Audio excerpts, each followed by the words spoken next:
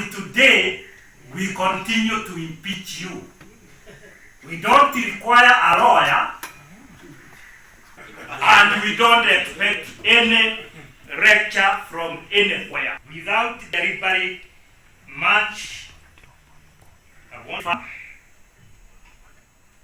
and Deborah Wahome has no respect for Nyandarua County Assembly members at all.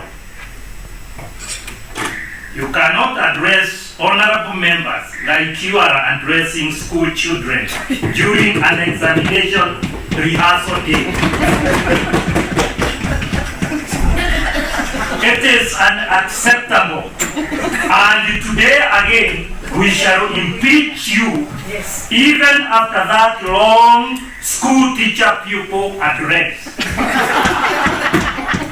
We agree with your request that we investigate you, Deborah Wahome, even after you are impeached and out of office, and that we shall do.